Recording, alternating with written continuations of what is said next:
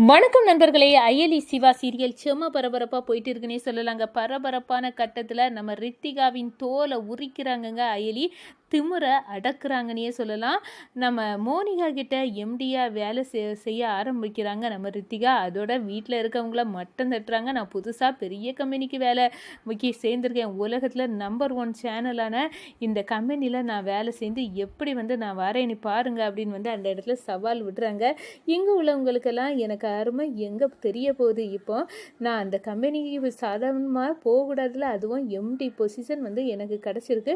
அப்போ நான் எப்படி போனோம், அதுக்காக அலங்காரத்துக்கு தான் இந்த ட்ரெஸ் எல்லாம் எடுத்திருக்கேன், நல்லா இருக்கா பாரு அப்படின்னு இந்திராணிகிட்ட தங்கச்சிகிட்ட காட்டிட்டு இருக்காங்க. இதை பார்த்துட்டு நீ சூப்பராக இருக்குது அப்படின்னு அவங்களும் சொல்லிட்டு இருக்காங்க. இந்த சைடை பார்த்தோன்னா நான் எங்கள் சேனலில் எப்படி கொண்டு வருவேன் பாரு அப்படி இப்படின்னு தற்புகழ்ச்சியை காட்டிட்டு இருக்க நம்ம ரித்திகாவை உதயபெருமாள் அடக்குறாங்க. அப்போ தான் நம்ம அயலி இதெல்லாம் கேட்டுட்டு இருக்காங்க.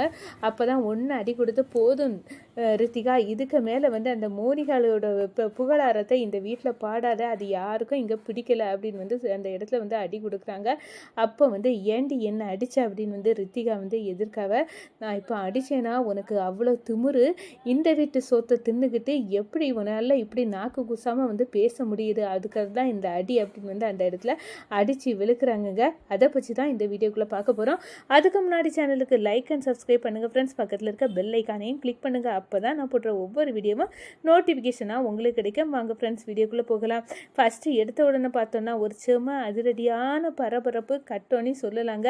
நம்ம வர்மாவின்ஸுக்கு கபிலன் அந்த வீட்டில் உள்ள அந்த சாமி சிலையை மீட்டரலானே நல்லாவே ஸ்கெட்சு போட்டாங்க. கடைசியில் நம்ம அயலி குரூப் அந்த சிலையை மீட்டுறதுன்னு சொல்லலாம். அதில் வேறு சிலையை மாற்றி நம்ம அயலி வச்சு தந்திரமாக ஒரு ஆப்பை நம்ம வர்மாவுக்கு வச்சு விடுறாங்க. அந்த ஆப்பில் வெந்து போகிறாங்க நம்ம வர்மா. அதில் இதுக்கு அர்ச்சனா ஐபிஎஸ்னி ஒரு லெட்ரு அனுப்பி விட்றாங்க. அந்த லெட்டரை பார்த்தவர் நம்ம வர்மா கொதித்தெழுறாங்க. 20 வருஷத்துக்கு முன்னாடி உள்ள கணக்கு அப்போ தீக்காமல் இருக்குது. இப்போவும் அதே ரத்தத்தில் உள்ள ஆள் தான் இந்த வேலையை செய்திருக்கணும். அர்ச்சனா, அது யாருன்னு நான் கண்டுபிடிக்கிறேன், கூடிய சீக்கிரம் உனக்கு ஆப்பு வைக்கிறேன்டி அப்படின்னு அந்த இடத்துல வர்மா அதிரடியாக முடிவு பண்ணுறாங்க. இந்த சைடு பார்த்தோன்னா நம்ம ரித்திகாக வாய் கொழுப்பு சும்மா இல்லைங்க, அது பெரிய கொழுப்பாக தான் இருக்குது. அவங்க ரித்திகா வாயை விட ஆரம்பிச்சிட்டாங்க. ஒரு பெரிய பர்ச்சேஸ் லக்கேஜ் எல்லாம் தூக்கிக்கிட்டு வராங்க.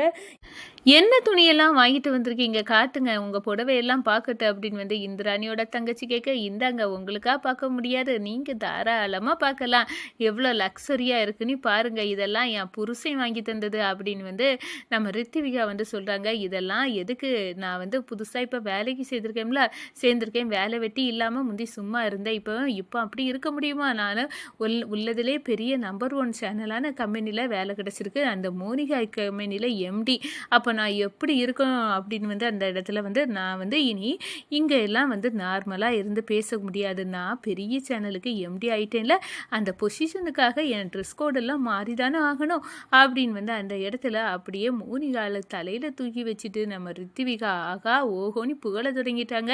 இதை பார்த்துக்கிட்டு நம்ம இந்திராணியும் உதயபெருமாளும் ஆத்திரத்தில் கொந்தளிக்கிறாங்க. உண்ட வீட்டுக்கு இருண்டகம் பார்க்குறதுல இந்த ரித்திவிகாலை விட்டால் வேற யாரும் கிடையாது, இங்கே சோறை தின்னுட்டு வாய்க்கொழுப்பு அவளை புகழ்ந்து பேசுது அப்படின்னு அந்த இடத்துல நினைக்கிறாங்க. ஏ ரித்திகா அப்படின்னு உதயபெருமாள் கொந்தளிக்கிறாங்க. சித்தப்பா நிறுத்துங்க, அவள் எந்தாலையும் போட்டு அப்படின்னு அந்த இடத்துல சொல்கிறாங்க. இந்த பாருமா, நம்ம வீட்டிலே தின்னுக்கிட்டு வேற ஒரு கம்பெனியில் வேலை போய் இதே ஆப்போசிட் பொசிஷனில் உள்ளவங்கள்ட்ட போய் வேலைக்கு சேர போகிறா, இவளுக்கு எவ்வளோ தைரியம் இருக்குது அப்படின்னு அந்த இடத்துல செமையாக நம்ம உதயபெருமாள் கத்த ஆரம்பிச்சிட்டாங்க. அதே நேரத்தில் நம்ம அயலி இதெல்லாம் நடந்ததெல்லாம் பார்த்துட்டு இருக்காங்க. அப்போ தான் ஓடி வராங்க. ரித்திகாய்க்கு ஒன்று போடுறாங்க. என்ன நினச்சிக்கிட்ட நீ இந்த வீட்டு உப்பை தின்னுக்கிட்டு நீ இந்த வீட்டில் உள்ளவங்களையே கேவலமாக சொல்ல அளவு வந்துட்டால, உன்னை விட போகிறது இல்லடி அப்படின்னு நம்ம ரித்திகால அப்படியே அடித்து தவசம் பண்ணுறாங்க. ஒரு கட்டத்தில் ரித்திகா நிறுத்த அயலி, இந்த பூச்சாண்டியெல்லாம் என்கிட்ட காட்டாத, நீ யார் என்ன அடிக்கிறதுக்கு அப்படின்னு அந்த இடத்துல சொல்கிறாங்க. அப்போ தான் இந்திராணி சொல்கிறாங்க, அவள் அடித்ததில் என்ன தப்பு இருக்குது? ஒரு தப்பும் இல்லை, அவள் அடித்தது கரெக்டு தான். உன்னெல்லாம் இப்படி தான் வந்து வெளுத்து எடுக்கணும். உனக்கெல்லாம் என்னைக்கு தான் ரித்திகா புத்தி வரப்போதோ, நீ வந்து இப்படி ஒரு குணமாக இருப்பானே நான் கொஞ்சம் கூட நினைக்கல. பின்ன எப்படி நினச்சிங்க? நீங்கள் செய்ய ஜால்ராய்க்கெல்லாம் நான் ஜால்ரா போட்டு உங்கள் பின்னாடி கூஜா வேலை பார்த்துட்டு திரிவேன்னு நினச்சிங்களா? அப்படிப்பட்ட ஆளே இந்த ரித்திகா இல்லை. ஏன் உங்கள் புருஷன் வீட்டில் போய் இருக்க வேண்டியதானே? எதுக்காக இந்த வீட்டில் இருந்து எங்கள் உயிரை வாங்குறதுக்கு இருக்கிறீங்க? அப்படின்னு வந்து அந்த இடத்துல நம்ம இந்திராணியை வந்து கண்ணுக்குள்ளே விரலை விட்டு ஆட்ட ஆரம்பிச்சிட்டாங்க நம்ம ரித்திகா.